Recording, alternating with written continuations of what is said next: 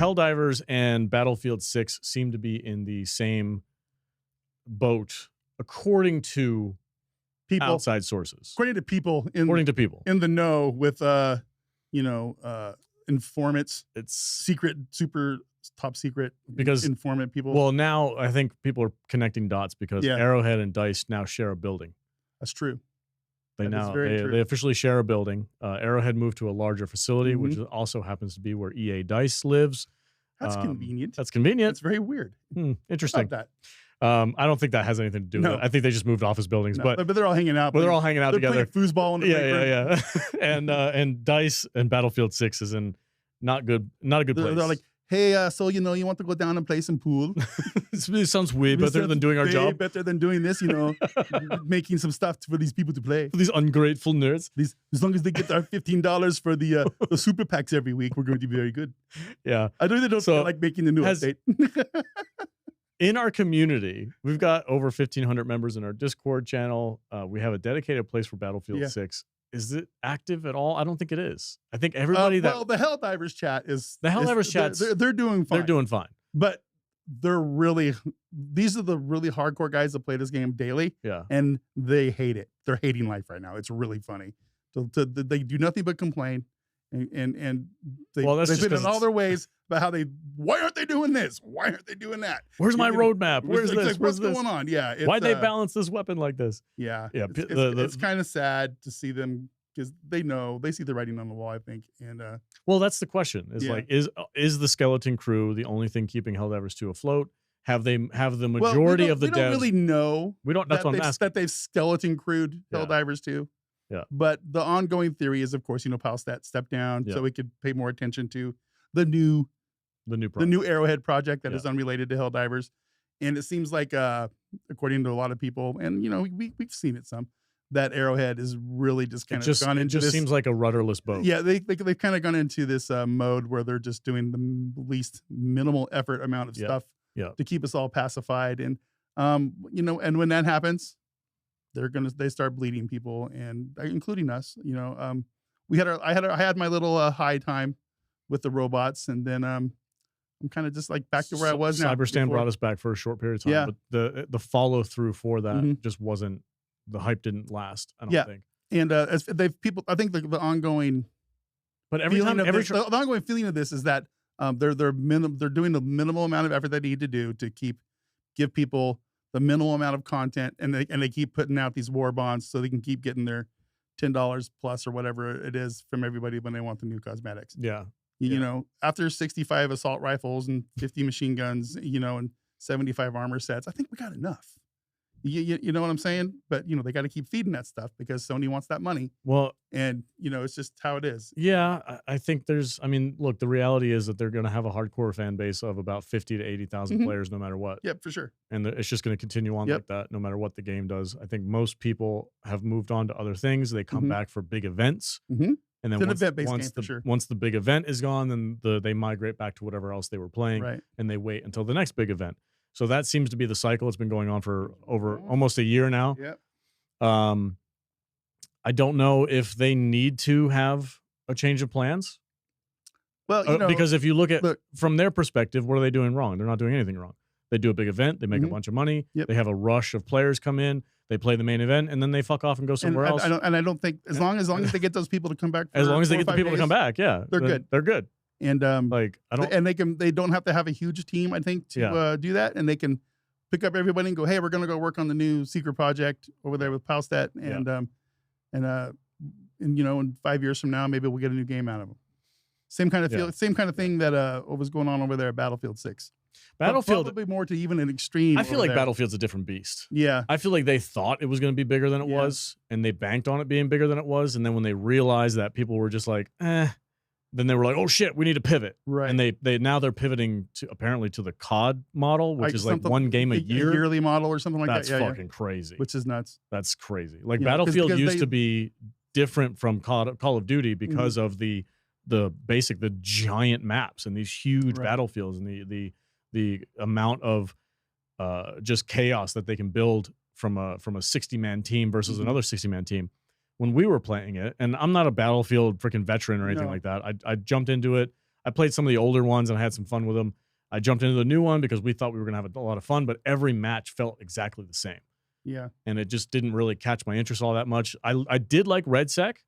I thought we were going to do more with that, but you kind of were like, Arc Raiders. And I was like, oh, okay. Yeah, those look, man, I can't. Because I genuinely had fun with RedSec. I had fun with RedSec for a little while, but it just, there's something about Arc Raiders that just, it's got me. Well, you're a gooper. You're not. Yeah. You love the goop. You love that freaking. Right. You're a fucking gremlin with that shit. Yeah. Oh, wires. Shit, give me those wires. You can't do that. God. Can't do that in Battlefield. No. But people are commenting that Battlefield is now on Skeleton Crew and they're moving on to the next project. They've moved on, which is crazy. It's been like 6 months. It hasn't been. It's been since October. Yeah, October, and Arc Raiders and Battlefield basically came out at the same time. And the support system for that game is already dwindling. And they've already shifted everybody over to the next game, bro. Yeah, it's crazy. That's not crazy, cool, man. It's wild. And well, you saw our community. Yeah, and part of it is because you and I just kind of lost interest in Battlefield really fast. But they made it so we couldn't make our servers the way we wanted to get. We had a ball there for like the first. Yeah, it was the old man server. 5-6 weeks. Yeah, it was the employed gamers only server. Yeah, we were having a great time. Yeah. But then they futzed around with the settings, and so we couldn't do it anymore. And it's just like I lost complete interest in the game. I want my money back. It did not make me feel good about that $70 not being able to tag customize your thing on a game. When we can play and RedSec was free, and we can play the smaller studio games for $40. Yeah. And they're charging us $70, $80, probably $100 soon for these AAA games. That left a bad taste in my mouth. For real, it did. And I guess if they want to be the big greedy corporate game company that they are, that's what they need to do. They got to put out stuff for people to buy every year, and they got to get them hyped. And man, if they can make a couple $100 million off their $70 games every year, then they'll be okay. But these games are going to be disposable, basically. Copy and paste of each other with a few extra upgrades and disposable. But with a 6-month lifespan. They're building disposable AAA games. Yep. Which seems gross. It sucks. It is just very gross. That's a really good term for that. So I don't know. If you're still playing Battlefield's what is it, 6? Battlefield 6, yeah. Battlefield 6. I couldn't remember what number it was. If you're still playing Battlefield 6, comment below. We want to know what's going on. I haven't jumped in quite a while. I think I uninstalled it because it was like 120 gigs on my memory. I was like, I'm not playing it anymore. I guess it's gone. But RedSec is still there, and that's easy. RedSec, that's free to play. You don't even have to buy it.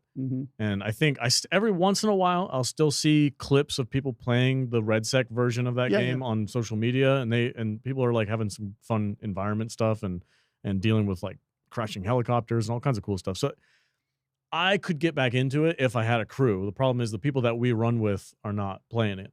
Yeah, I'm not gonna go play it by myself. Right. And I mean, if a group of guys came up and said, "Hey, we got like 10 people, let's go play," I'd be like, "Yeah, okay, let's play. That's fine, it's fun." But just hasn't been happening. Yeah, the game's been downgraded hardcore on our servers. It really took a hit when they changed the way we could customize servers and stuff. That's crazy. And it makes me a little sad because we had pretty big plans for that game on the channel, but it just didn't pan out, and then that's okay. Now. It does make sense that they've moved on over there with that. If that's what they're going to do, if they're going to start putting yearly stuff out, I wonder if they need all their people there. Yeah, I wonder if that was the plan originally, or I don't think it was because they had huge plans for this game. Yeah, I remember there was the hype was crazy. I think they wanted like something like 1 million people playing this game at one time or some shit. Remember they brought all the influencers into the HQ and they had this big event and everything. Big live stream where everybody was playing and they spent a lot of money on the hype for this thing. Yeah. They had the freaking Limb Bizkit trailers and all that kind of crazy stuff and everybody got caught up in it. They got their hooks in me for a little while and I'm trying not to be that. I'm very influenced. What's the word? I'm very easily influenced by advertising. It's like, ooh, that looks cool, shiny. That's kind of how I am. Look at this new hamburger. It's like, whoa, let's go. I got speaking about games that we overpaid money for. I played back in the day, a couple of years ago now. I played High on Life, which is it's a first-person shooter game, but it's based in this like really weird, cartoony sci-fi world. The way I described it to you was like Rick and Morty as a first-person shooter. Yeah, you were telling me about that. They got I don't know if it was the voice actor from Rick and Morty, or if it was a guy who just sounds freaking so spot on. Oh, gee, Rick. Yeah. Basically, your main gun that you use, and he's also happens to be like the narrator of the game and the one who gives you the directions and stuff like that.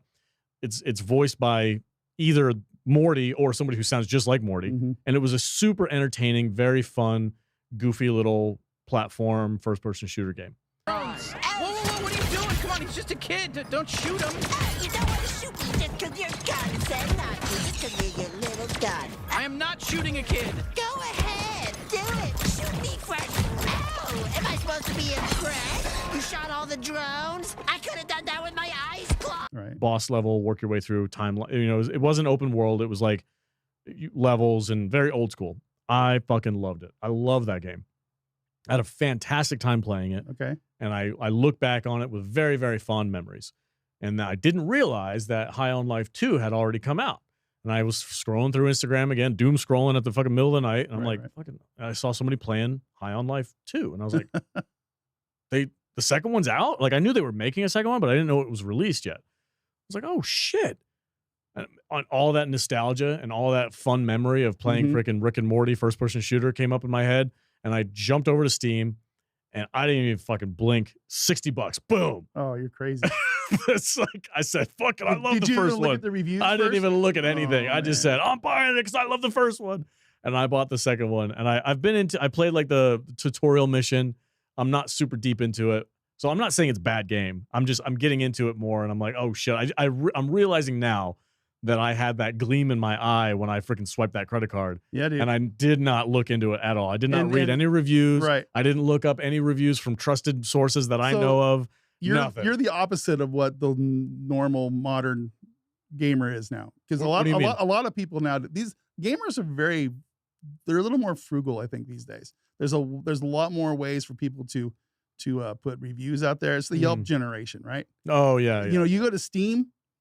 There's a star rating. There's reviews. Yeah. If it says mixed on it, I'm like, yeah. That's a red flag. That's a red flag. Yeah. Actually, I've never looked at High on Life 2. Hold on. I might have to pull it up. Go, keep talking. I'm just gonna pull it up. It's just the way people live these days. It's I don't go to a restaurant nowadays without looking on Yelp first. It's crazy. It's like, how many ratings does it have? What's the star rating? How? Yeah, the fucking reviews are mixed. Yeah, you shouldn't have wasted your money, dude. Shit, I haven't. This game will be on sale at the Christmas thing for probably $12.99. Oh, you ain't wrong, bro. Yeah. Dang, I didn't even look at that, and it doesn't even have that many reviews. Only 1,300 reviews. Yeah. And it released 2 weeks ago. Yeah. Okay, so listen. Brother. Okay, so you wasted your money on that one. Well, I think I might be within the 2-hour return policy for Steam. Oh, okay. But I'm not going to return it. Oh, I would absolutely return it. Well, then buy it again if it gets better for $15. Yeah, but what if it's going to go on sale? I mean, we have this platform. Maybe I can put my voice out there and be like, "Hey, I played High on Life 2. I was a big fan of the first game. Here's my thoughts on it." Like maybe I could do something like that to help other people out. Don't buy it yet. It's too fucking expensive. Yeah, it's $59.99 for a story-based first-person shooter that you're going to get like maybe 10 hours of gameplay out of. The replayability for either of these games is not very high. It's a story-based game. Once you finish the story, you're kind of fucking done. So that's a super steep price tag for this game. Yep. And I didn't even freaking think about it. You know what's stupid is I did the same thing for Hellblade 2, Senua's Sacrifice, or Senua's something saga. The first game, fucking loved. I mean, look, I always had a policy of never spending full price on a game. Yeah, you do. Until we started doing this a little bit. Yeah. And then, of course, the $40 price tag doesn't bother me. That's a reasonable price. That's a reasonable price for these games that these people are putting out, But anything higher than that, man, I'm really going to take a look at, and that's where Battlefield 6 got everybody. $70. And but they had these grandiose claims. It was awesome. It was fantastic. It got glazed to hell and back. It was wild. And we all got caught up in it. And I was like, no, we're both buying it. $140. Let's go. You did. I did. I was adamant about it. Yeah, you were. You were like, this is going to be the pillar of our channel. Yeah, and I was like, really? It's going to be one of the new pillars. Yeah. And hell no. Fuck that. We just wasted our money. I wish it was just an absolute waste of space. Fucked up, Dutch. I'm going to go home and uninstall it right now. But yeah, anyway, we are. That's it for those two topics, guys. Comment below your thoughts on Battlefield 6, Helldivers 2, and if you happen to play High on Life, go play the first game. It's probably on sale, and it's fucking awesome. Apparently, the second game's not that great.